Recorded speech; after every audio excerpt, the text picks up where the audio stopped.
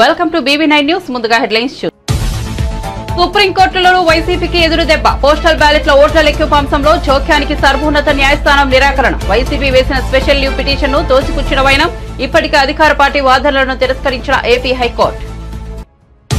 ఈ ఎన్నికల్లో ఓటు వేసిన 64.2 కోట్ల మంది భారతీయులు, రికార్డు స్థాయిలో 31.2 కోట్ల మంది మహిళలు vote వేశారన్న EC.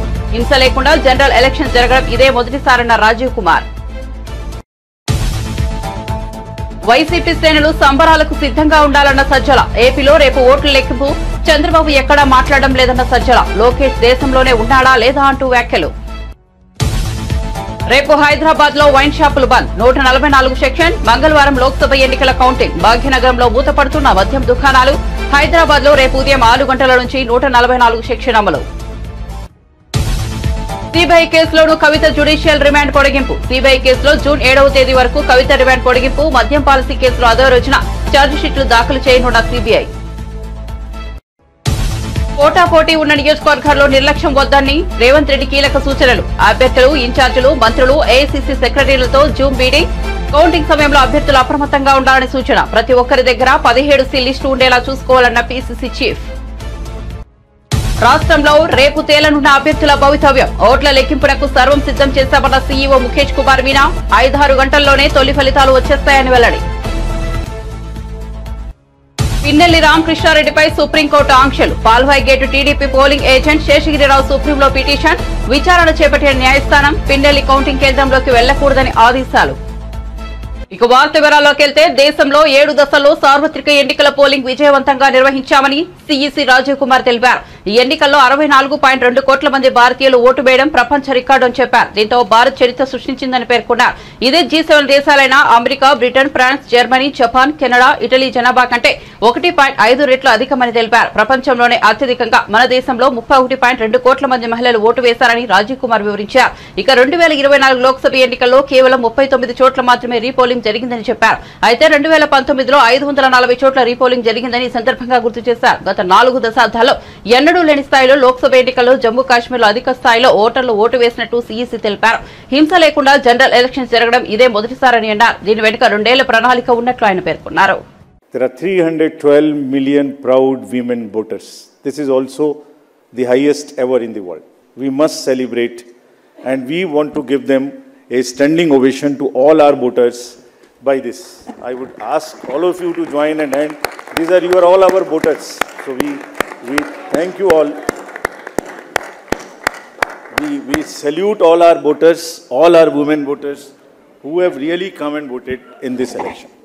We have created a world record of 642 million proud Indian voters.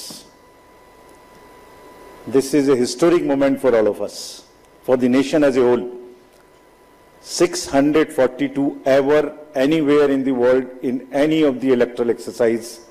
That's what is the number of voters. And this is just to give you some small statistics. This is 1.5 times of the voters of all G7 countries. US, UK, France, Germany, Italy, Japan, Canada, all put together. We are comparing voters, not electors. And it is 2.5 times of the voters of 27 countries in the EU. That has been the incredible power of the voters of India. Let's see what happened next. There are 312 million proud women voters. This is also the highest ever in the world. It is larger than the 2019 elections, both the total and the women voters. So this, we feel, is the moment that we must cherish, we must celebrate, and we want to give them a standing ovation to all our voters by this.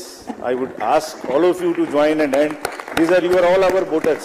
So we thank you all. We salute all our voters, all our women voters who have really come and voted in this election, including all of you. June 4 సార్వత్రిక ఎన్నికల ఓట్ల లెక్కింపు కోసం సర్వం సిద్ధమైందని AP ఎన్నికల ప్రధానాధికారి ముఖేష్ కుమార్ మీనా వెల్లడించారు. Counting నేపథ్యంలో రాష్ట్ర వ్యాప్తంగా పటిష్టమైన ఏర్పాటు చేసినట్లు తెలిపారు.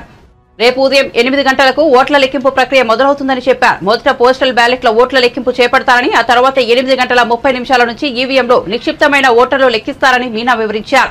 మొదటి నర్సాపురం, కొవ్వూరు అసెంబ్లీ నియోజకవర్గాల ఫలితాలు వెలువడుతున్నాయని తెలిపారు. ఈ 2 నియోజకవర్గాల ఓట్ల లెక్కింపు 13 రోజుల్లోనే పూర్తవుతుందని చెప్పారు. అటు చంద్రగిరి, రంపచోడవరం అసెంబ్లీ నియోజకవర్గాల ఫలితాలు అన్నిటికంటే ఆఖరున వెలువడతాయని, ఈ 2 నియోజకవర్గాలకు సంబంధించి 29 రౌండ్ల పాటు ఓటర్లను లెక్కిస్తుండడమే అందుకు కారణమని ముఖేష్ కుమార్ మీనా వివరించారు. దాదాపు అన్ని నియోజకవర్గాల తొలి ఫలితాలు రేపు రాత్రి 8 గంటల నుంచి 9 గంటల మధ్య వెలువడతాయని తెలిపారు. ఏపీలో 175 అసెంబ్లీ నియోజకవర్గాలకు 2387 మంది అభ్యర్థులు పోటీ చేయగా 25 లోక్సభ స్థానాలకు 454 మంది అభ్యర్థులు పోటీ చేశారని వెల్లడించారు. పీడబ్ల్యూడీ కేటగిరీ కింద ఫెసిలిటేషన్ సెంటర్లో మనకు చేసిన voters 4.61 lakh. This includes essential voters కూడా, ఇసెన్షియల్ సర్వీసెస్లో ఉన్న ఓటర్స్ కూడా దాంట్లో ఉన్నారు. ఇంతకుముందు సెపరేట్ ఇచ్చాము మనము, కానీ ఇప్పుడు కలిపి 4.61 crores ఇంక్లూడింగ్ ఫెసిలిటేషన్ సెంటర్లో చేసింది, తర్వాత ఇసెన్షియల్ సర్వీస్ వాళ్ళు చేసిన ఓటింగ్ 2 కలిపి ఉన్నాయి. మనకు 67,000 సర్వీస్ ఓటర్స్ ఉన్నారు. నిన్నటి వరకు 26,721 వాళ్ళ ఓట్స్ బై పోస్ట్, బికాజ్ ఇవన్నీ బై పోస్ట్ వస్తాయి కాబట్టి బై పోస్ట్ మనకు వచ్చినాయి.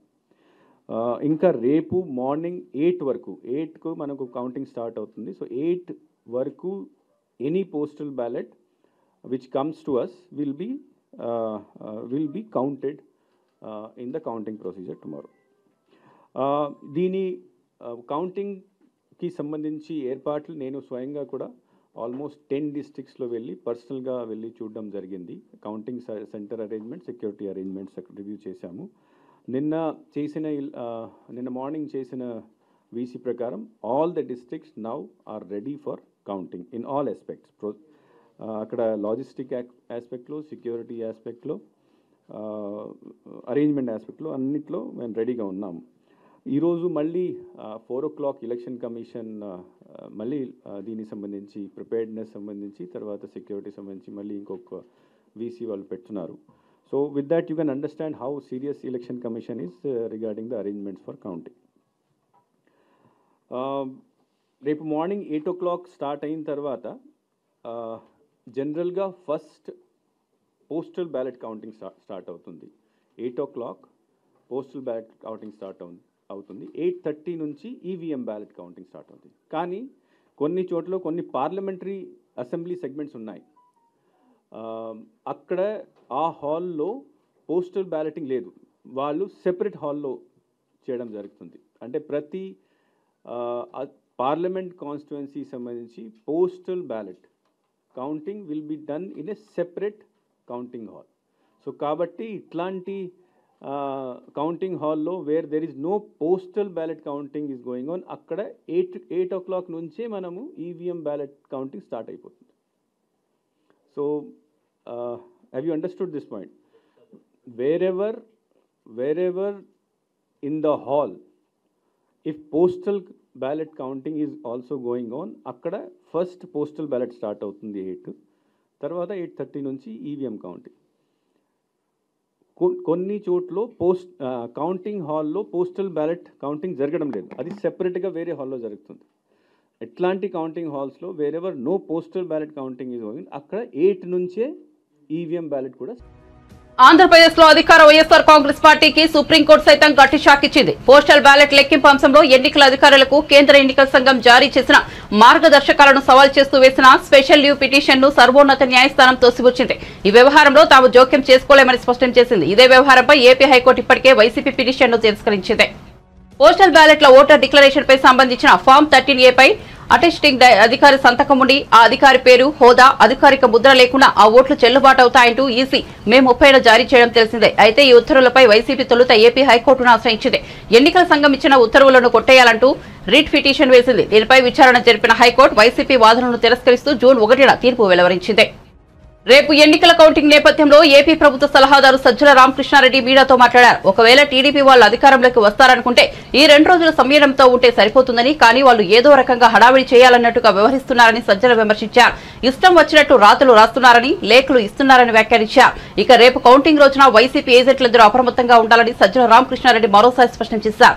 కౌంటింగ్ పూర్తయి ఫలితంపై డిక్లరేషన్ తీసుకునేందుకు ఏజెంట్లు అక్కడి నుంచి కలవద్దని సూచించారు. రేపు ఉదయం 11 గంటలకల్లా ఫలితాలు ట్రెండ్ అర్థమైపోతుందని వైసీపీ శ్రేణులు సంబరాలకు సిద్ధం కావాలని పిలుపునిచ్చారు. ఎవరిని అపోహలు సృష్టించినా రేపు వైసీపీ విజయం సాధించడం ఖాయమని సజ్జల ఉద్ఘాటించారు. నిజంగా వాళ్ళకి ఏదన్నా వాళ్ళు అధికారంలోకి వస్తున్నారని తెలిస్తే 2 రోజులు వెయిట్ చేస్తే అయిపోయేదానికి పోవాల్సిన అవసరం లేదు. ఏదో ఒక హడావుడి చేయాలి అనేది ఒకటి వాళ్ళకి కనపడుతుంది. ఆ హడావుడి చేయడంలో పోగానే ఇలాంటివి రాస్తున్నారు, ఇలాంటివి అలాగే లేఖలు పోయిస్తున్నారు. కానీ చంద్రబాబు నాయుడు మాత్రం సైలెంట్ గా ఉన్నాడు. గమనించండి, ఆయన మాత్రం ఎక్కడ మాట్లాడట్లా, చాలా గుంభనంగా వ్యవహరిస్తున్నాడు. ఎక్కడ కూడా ఇంతవరకు కామెంట్ చేయట్లా. బహుశా తనకు పిక్చర్ తెలుసు కాబట్టి రేపు ఏం జరగబోతుంది అనేది దానికి మెంటల్ గా ప్రిపేర్ అయినాడు.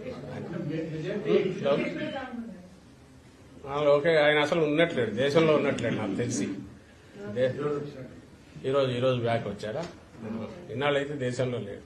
స్టేట్ లో 21 ఎంపీ సీట్లు కొట్టేయబోతున్నామని చెప్పని అరుణ్ సింగ్ బీజేపీ లీడర్ కూడా నిన్న చంద్రబాబు ఏ కాన్ఫిడెంట్ తో వాళ్ళ విధంగా మాట్లాడుతున్నారు. అంతే కదా, 2 నుంచి మాకు 4 ఇస్తే 21 వాళ్ళకే కదా.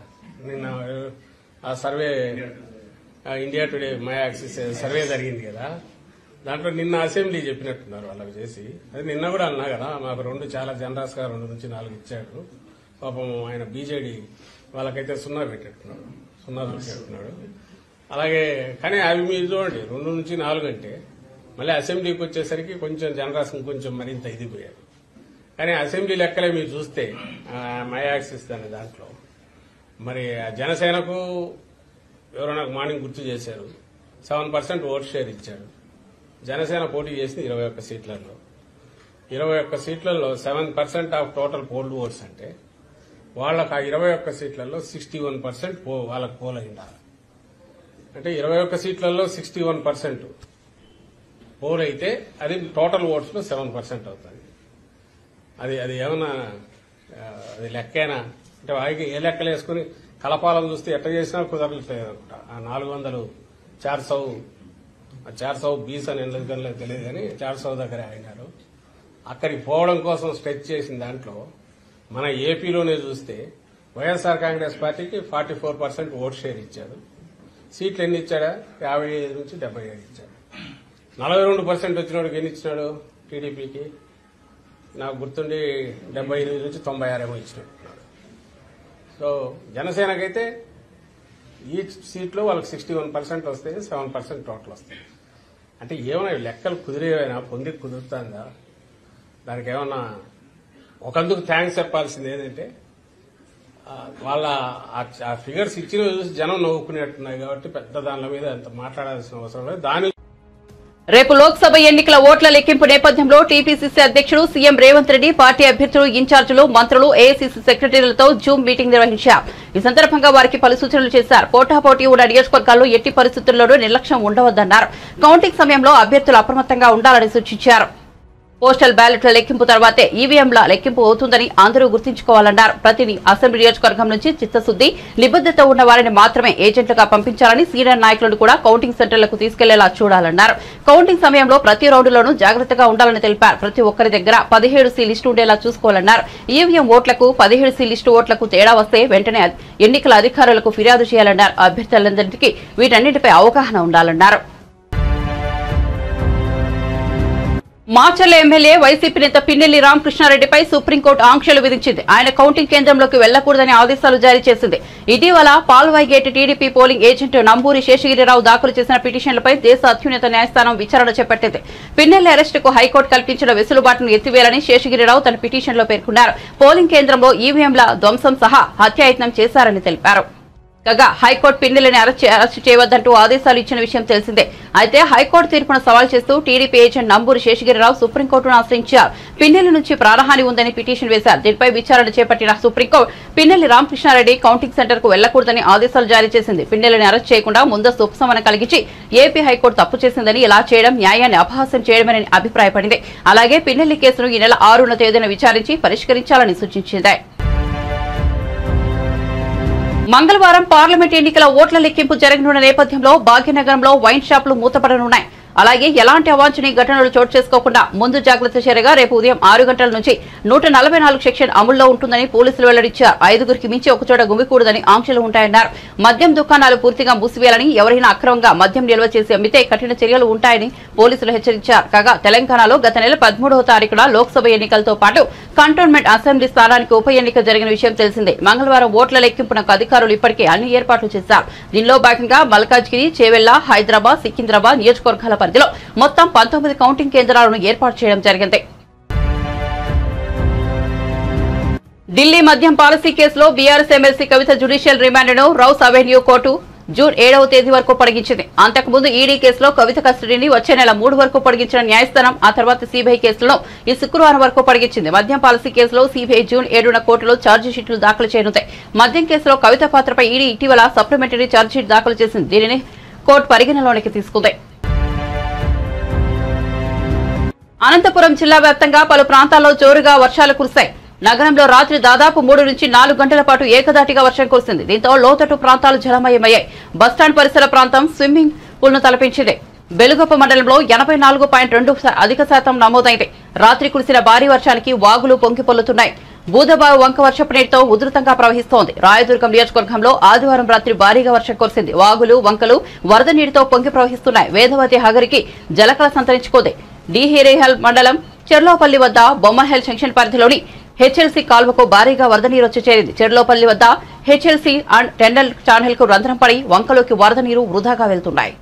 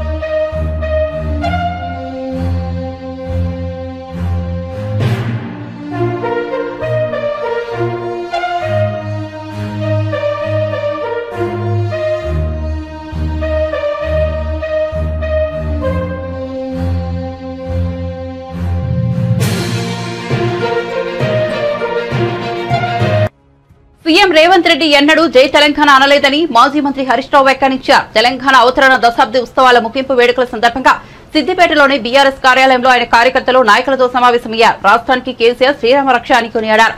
రాష్ట్ర అవతరణ దివసం సందర్భంగా కాంగ్రెస్ ప్రభుత్వం ఇచ్చిన పత్రికా ప్రకటనలను ఎక్కడా జై తెలంగాణ అని లేదన్నారు. కేసీఆర్ లేకపోతే తెలంగాణ సోయిని మాయం చేస్తుందని విమర్శించారు. రాష్ట్ర హక్కుల కోసం, ప్రయోజనాల కోసం పోరాడే ఏకైక పార్టీ బీఆర్ఎస్ మాత్రమేనన్నారు. మన కూడవెల్లి వాకిట బట్టలు ఎగిపోయింది, అల్లి వాకిట బట్టలు ఎగురుతున్నాయి. కేసీఆర్ బస్ చేసుకొని బయలుదేరగానే కూడవెల్లకు, అల్లీలకు నీళ్ళు వచ్చినాయా రాలేదా? గొంతుక కావాలి. తెలంగాణ సువీకత ప్రశ్నించే గొంతుక అది మన బీఆర్ఎస్, మన కేసీఆర్. రేపు తెలంగాణ ప్రయోజనాలు కాపాడాలంటే మీరు నిన్న చూసిన స్టార్ట్ చేసిన ఆంధ్ర మాజీ పిసిసి అధ్యక్షుడు శైలజ గారు హైదరాబాద్ ఇంకో 10 ఏళ్ళు ఉమ్మడి రాజధాని చేయాలని మాట్లాడుతున్నారు. ఇంకొకరు ఉండవల్లి అనిల్ కుమార్ మాట్లాడుతున్నారు. అట్లా చాలా మంది మాట్లాడుతున్నారు. ఇంకా రాష్ట్ర విభజన సమస్యలు ఉన్నాయి. రేపు రాష్ట్ర ప్రయోజనాలు కాపాడాలంటే ఈ రాష్ట్రానికి కేసీఆర్ శ్రీరామ రక్ష, బీఆర్ఎస్ పార్టీ శ్రీరామ రక్ష. రాష్ట్ర అవతరణ ఉత్సవాలు జరిగినాయి. రాష్ట్ర ప్రభుత్వం ఫుల్ పేజ్ యాడ్ ఇచ్చింది పేపర్లలో, అన్ని పేపర్లకు యాడ్ ఇచ్చింది. మీరు యాడ్ చూడండి ఒకసారి, గమనించిందో లేదో ఇంటికి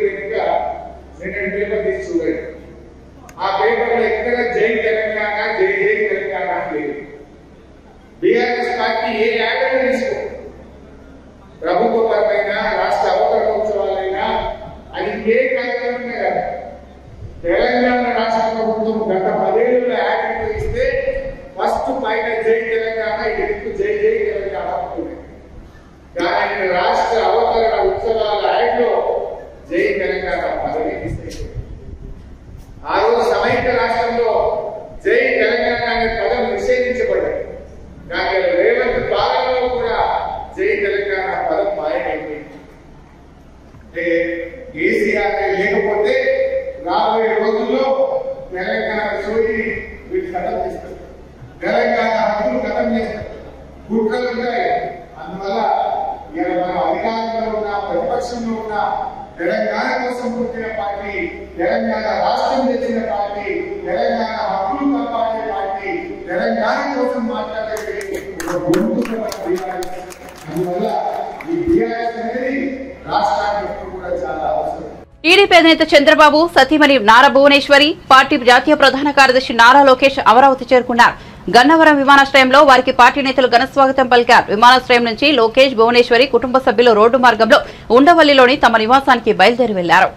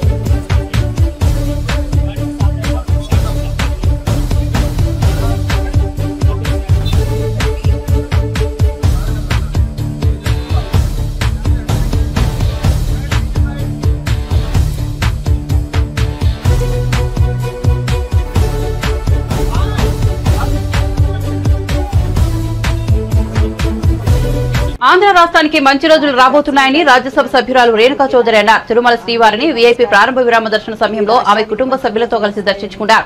దర్శనానంతరం ఆలయం వెలుపల ఆమె మీడియాతో మాట్లాడారు. దేశ ప్రగతికి కాంగ్రెస్ పార్టీ కృషి చేస్తోందని రేణుకా చౌదరి చెప్పారు. నాకు దర్శనం కలిగించినందుకు స్వామికి దండం. అందరికీ నమస్కారం.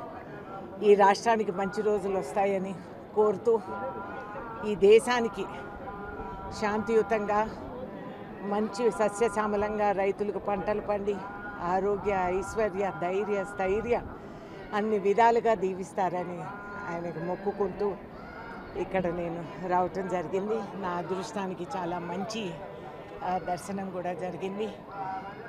ఇవాళ నుంచి విభజన తర్వాత రాష్ట్రాలు ఆ విభజన పూర్తి అవుతుంది. సుఖశాంతులతో అందరం కూడా కలిసికట్టుగా గతంతో ఉన్న ప్రేమ అన్యోన్యతతో అందరం కూడా కలిసి బతుకుతామని ప్రార్థిస్తూ సెలవు. నేను మాట్లాడదలుచుకోలేదు. ప్రజా నిర్ణయం ఏది ఉంటే అది మేము. కానీ ఎగ్జిట్ పోల్ 2000 తర్వాత ఎన్ని తప్పులు వచ్చినాయి ఎగ్జిట్ పోల్స్ అనేది కూడా మీరు గ్రహించాలి. ఏదేదైతే అయినా కాంగ్రెస్ పార్టీగా మేము చేసే కృషి, మేము చేసే ఇది ఈ మన కాన్స్టిట్యూషన్ని కాపాడుకుంటూ ద్వేషాలు తొలగించి దేశ ప్రగతి కోసం మేము ముమ్మాటికి సేవ చేస్తానే వస్తాం.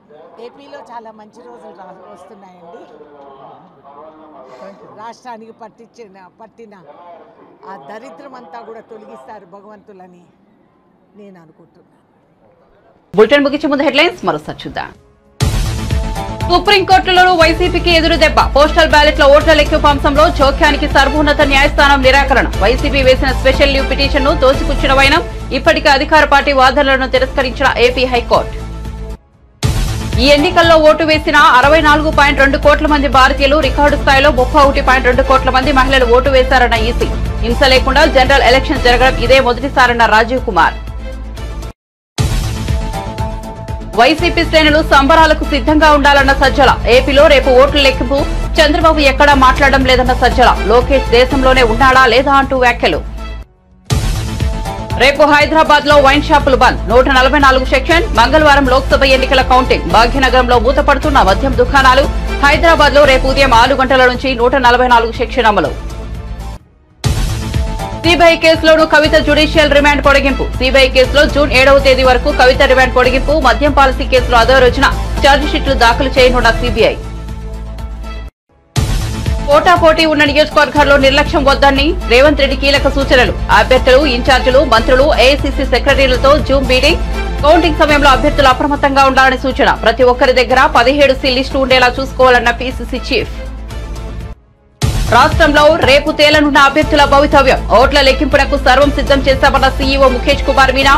5-6 గంటల్లోనే తొలి ఫలితాలు వచ్చేస్తాయని వెల్లడి.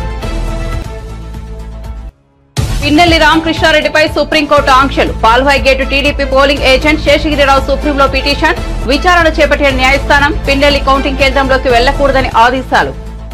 మరిన్ని అప్డేట్స్ కోసం చూస్తూనే ఉండండి BB9 న్యూస్.